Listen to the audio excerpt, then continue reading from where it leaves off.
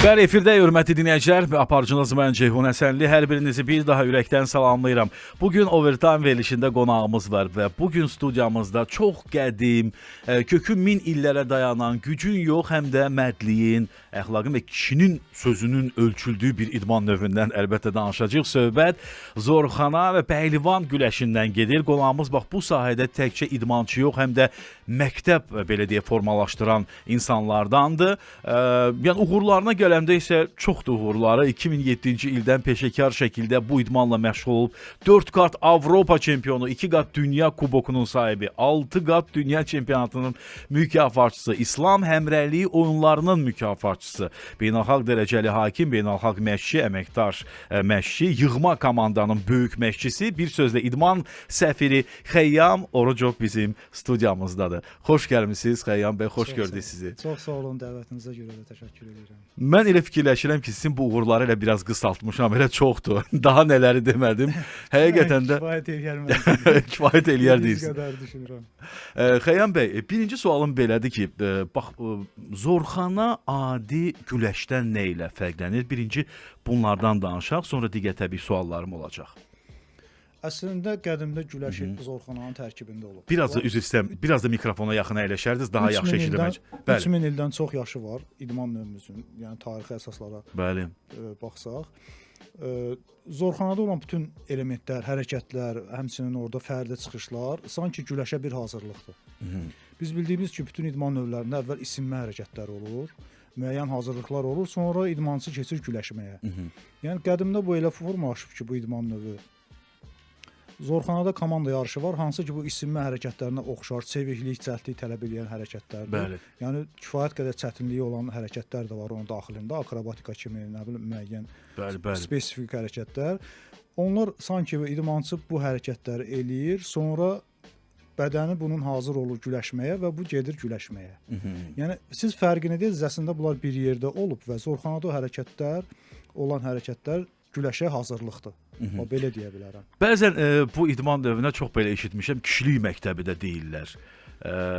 Yəni çox zaman bunu eşidirəm mən. Qədimdən bu idmanla məşğul olanlar ümumiyyətlə idmançı sözü əgər bilirsinizsə bu yeni bir sözdür də. Qədimdə idman güclü olan insanlara pəhlivan adlanır. Bu əslində bir pəhlivanlıq məktəbidir. Biz də bunu öyrənmişik ki, bu pəhlivanlıqla məşğul olan düzdür idmançı qadınlar da var. Amma qədimdə daha çox kişilər, oğlanlar bununla məşğul olub və döyüşə gedənlər də, vətəni müdafiə edənlər də və s. bunlar hamısı döyüşçülər, hamısı kişilər olub. Bu idman növü də birinci döyüşə hazırlığı üçün yaranıb. Sonradan bunu bizim pəhlivanımız Puriyayev Əli, hansı ki Gəncədə doğulub, o sistemləşdirib idman növünə saldı ki, hər kəs bununla məşğul olsun. Əvvəl döyüş üçün hazırlıq idi, ancaq əsgərlər məşğul olurdu. Və sonradan bu idman növünə salındı ki, bu hər kəslə məşğul olsun və bu bizim kökümüzdə var və dediyim kimi çox qədimdən bəri gəlir. Bu bizdə olduğuna görə də bu həqiqətən bunu bir kişilik məktəbi, pəhlivanlıq məktəbi adlandırmaq olar. Həqiqətən doğru. Əlbəttə olar. Xəyyam bəy, tələbat necədir? Yəni məncə artıq geniş yayılıb, xüsusilə də diqqət var bu idman növünə. Yəqin ki, müsbətə doğru həqiqətən dəyişikliklər var əvvəlki illərlə müqayisədə. Əlbəttə müəyyən yayılması üçün həmçinin efirə dəvət olunmalar bu özü də idman növünü tanıtmağa kömək eləyir. Ən çox populyarlaşdı bildiyiniz kimi 2017-ci ildə Bakı İslam oyunları keçirildi.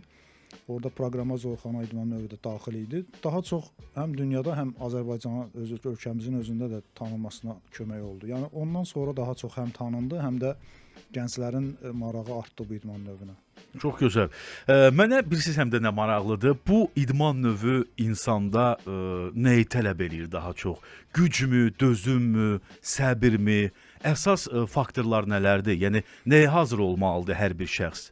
Burada əsas faktor dözümlülükdür. Zorxanada bütün hərəkətlər və növlər ki orada var. Yəni hər biri dözümlülük üzərində qurulub. Amma tək dözümlülük yox, mühüm olan faktorlardan biri də elastiklik və çeviklikdir. Yəni orada bir çox hərəkətlər var ki, yəni çevik olmasan sən uğurlu nəticə verə bilməzsən. Yəni həvəskar səviyyəsində nə isə eləyə bilərsən, amma daha çox tələb edən siz ki sual verdiniz. Dözümlülük və çeviklikdir. Dözümlük və çeviklik önəmlidir. Necədir bizim uşaqlarımız, yeniyetmələrimiz, ümumiyyətlə gəncə bacarırlarmı bunu? Ötəsindən gəlirlərmi? Əlbəttə, əvvəl göründüyü kimi biraz çox adama qeyri-adi gəlir. Amma biraz məşğul olandan sonra ki, idmançı görür ki, onda nəsə alınır, bu o qədər də qıraqdan göründüyü kimi çətin deyil və həvəs artır və əlbəttə idmana davam etməyə Bəli, başlayır, davam edir. Həm də mən də düşünürəm ki, müəllimdən də asılıdır. Yəni müəllimin motivasiya verməyi, istənilən işdə belədir, işdə də belədir, idman növündə də belədir. Məşqçinin, ümumiyyətlə müəllimin sənə inamı, sənə motivasiyası, bax bu da ola bilər ki, hardasa canında biraz tənbəllik ola bilər. Ola bilər nəsə də bəlkə də ola bilər yayına bilərsən, bəlkə də fikrini də, amma müəllimin sən bacaracaqsan deməsi, səndə alınacaq, onu görməsi, bəzən olur da özümüz o gücü görə bilmərik. Amma müəllim onu görə bilir, hiss eləyə bilir. Müəllim məşqçi rolu çox böyükdür. Məsələn, birincisi müəllim özü də əvvəl yaxşı idmançı olmalıdır və idman növünü çox yaxşı bilməlidir ki, onu da ötürə bilsin öz idmançısını. Mən yəni 20 ilə yaxındır bu idman növünə məşğulam. Təsəvvür eləyin, mən 20 ildə topladığım bazanı, məsələn, mən 1 aya, 2 aya öz tələbəmə göstərirəm, öyrədə bilirəm. Yəni bu təcrübədən də çox şey asılıdır ki, müəllim onu toplayanda hətta ona tədris vermə üsulu da var ki, indi bəzən elə var ki, özünüz siz də tanıyırsınız yəqin ki, yaxşı idmançılarımız var, amma yaxşı məşqçi ola bilmirlər. Yaxud da hansısa məşqçi vaxtında yaxşı idmançı olmayıb, amma çox gözəl tələbələri var, çünki yaxşı tədris edə bilir. Yəni bundan asılıdır. Müəllim hər tərəfli universal bir insan olmalıdır ki, həm bilmiş olsun, həm onu ötürə bilmiş olsun. Deyirlər bəzən müəllim həm də yaxşı psixoloq olmalıdır. Yəni hiss eləməlidir, bilməlidir o xarakterini. Yaxşı pedaqoq olmalıdır, yaxşı fizioloq olmalıdır, idmançını yəni lazımı qədər yükləməlidir. Bəli. Həm psixoloji, həm fiziki cəhətdən. Xəyam bəy, bayaq mən qeyd elədim, sizin də təbii ki, uğurlarınız var, böyük uğurlarınız və yarışlar, yarışa gedərkən təbii ki, müəyyən çətinliklər və təbii ki, unutmadığınız yəqin rəqibləriniz də olub. Kimlərdir bu rəqiblər və ümumiyyətlə bu idman növündə rəqiblərə qalib gəlmək üçün, ümumiyyətlə üstün olmaq üçün nələr önəmlidir, yəni idmançıda? Bildiyiniz kimi Beynəlxalq Federasiyası, Zorxana Pəhlivan Güləşin Beynəlxalq Federasiyası İranda açılıb, Tehran şəhərində 2004-cü ildə və o vaxtdan maliyyələşdirən və dünyada yayılmasına çalışan İran dövlətidir. Orada həddindən çox zorxana evləri var. Yəni bu sonuncu yarışda 2025-ci ilin dekabr ayında biz orada Dünya Kubokunda olduq. Orada o İran nümayəndələri dedilər ki, bizdə 1 milyona yaxın aktiv idmançı var. Təsəvvür edin. 1 milyona yaxın idmançıya qarşı dünyanın hər ölkədən yəni 10 nəfər, 15 nəfər seçilib onlarla yarışmağa gedir, təsəvvür edin. Həmçinin mənim indi hazırda yığma üzvü 25-30 idmançı əsas heyətdir və oradan mən 5 nəfər, 6 nəfər seçib yarış aparıram.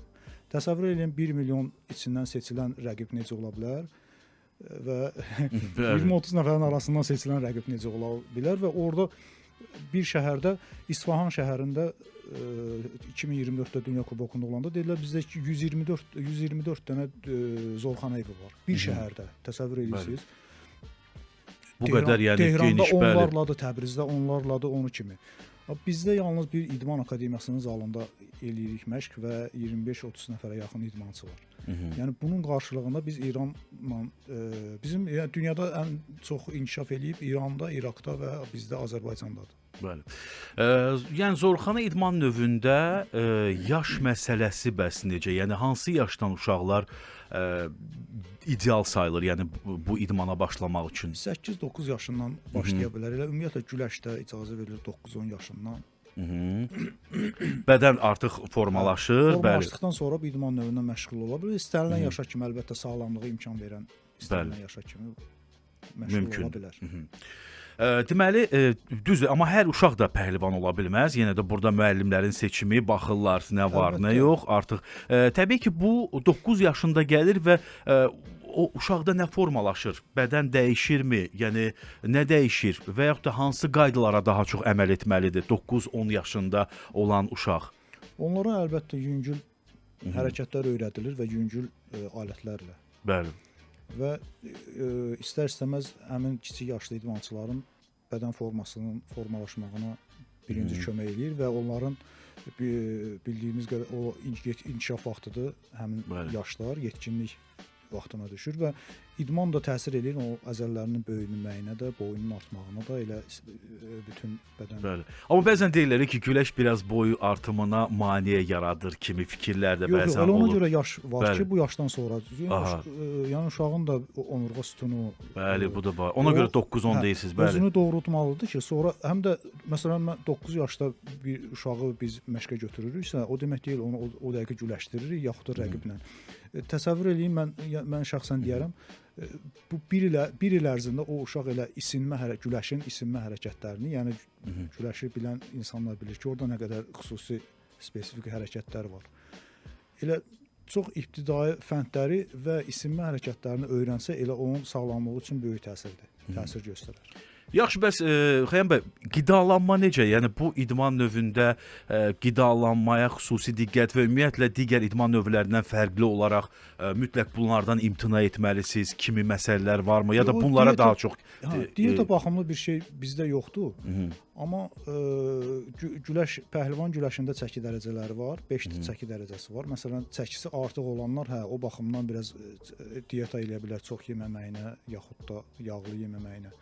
Amma zorxananın özündə və fərdi çıxışlarında olan hərəkətlərdə o qədər də diyeta saxlamaq yox. Yəni qədər yemək, vitaminli, daha qidalı yeməklər, yəni daha yaxşı. Ya imtinalar yoxdur da, misal üçün şirniyyatdan falan, yəni imtina eləmək. Bəzən olur elə idman növləri var ki. Bəzən növlər var ki, şəxsən mən öz təcrübəmdən deyirəm. Yarış qabağı mən elə olur ki, şirniyyatı artırıram daha. Hətta. O enerji verir və müəyyən qədər səni kilo verir sənə ki, o hansısa çıxış eləməyə. Orada zorxanada ağır millər var. O özü bir çəki tələb edir. Biraz tələb edir ki, bədənin sulu olsun. Yəni yağlı olsun. Çünki 3-4 dəqiqə dayanmadan o çox ağır hərəkəti eləmək lazım olur. Və ona görə də enerji lazımdır. Yarış qabağı asılıdır. Ola bilər nəyisə biraz artırarsan, nəyisə biraz azaldarsan.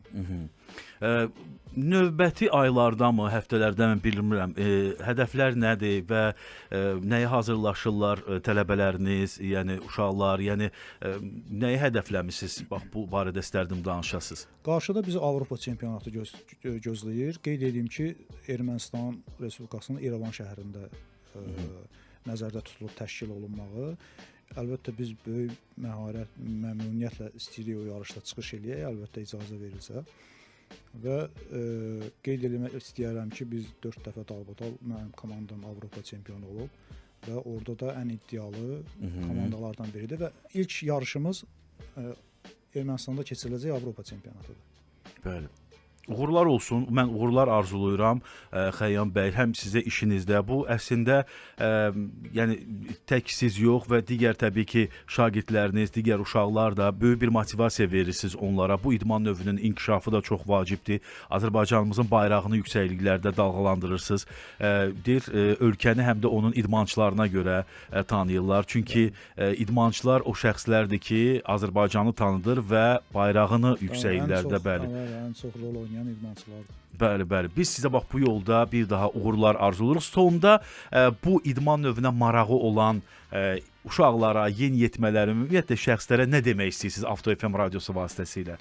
Bir çağırış edərsiniz onlara. Bizim məşqlərimiz Azərbaycan İdman Akademiyasının Güləş zalında keçirilir və həvəsi olan, bu idmanla məşğul olmaq istəyən idmançılar, yaxud da kiçik yaşlıların valideynləri əgər bizi dinləyirlərsə, böyük məmnuniyyətlə qəbul eləyərik hər birini. Hər bir həvəsi olan, yaxud da professional məşğul olmaq istəyən hər kəsi gəlib bu idman növünə məşğul olsunlar. Yəni nə qədər çox məşğul olan olsa, idman növümüz o qədər inkişaf eləyər.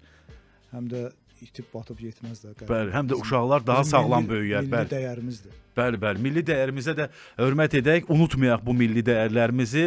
Mən sizə bir daha təşəkkürümü bildirirəm. Çox sağ olun ki, gəldiniz. Sizə bax növbəti yarışlarda, növbəti işinizdə, vəzifənizdə uğurlar arzulayırıq. Bir daha hörmətli dinləyicilər, mən xatırlatmaq istəyirəm ki, 4 qat Avropa çempionu, 2 qat Dünya Kubokunun sahibi, 6 qat Dünya çempionatının mükafatçısı, İslam Həmrəyliyi oyunlarının mükafatçısı, beynəlxalq dərəcəli hakim, beynəlxalq məşqçi, əməkdar məşqçi, yığma komandanın böyük məşqçisi, məşqçisi və idman səfiri Xəyyam Orucov bugün Avto FM-in və Overtime verilişinin qonağı oldu və yekunda onu demək olar ki, bugün başa düşdük ki, pəhlivan sadəcə güclü adam deyil, pəhlivan gücünü göstərən yox, onu həm də idarə edən biridir. Bax, bunu da unutmayaq. Sağollaşırıq hər birinizlə, özünüzə yaxşı baxın, idmanı sevərək qalın və hər gün, həftə içi hər gün, birinci gündən 5-ci günə kimi günorta saat 3-də Overtime verilişini dinləməyi unutmayın. Dinləyin ki, idman aləmində baş verənlərdən sizin də xəbəriniz olsun. Aparıcınız mən idim Ceyhun Həsənli. Yenidən eşidilərik. Hələlik.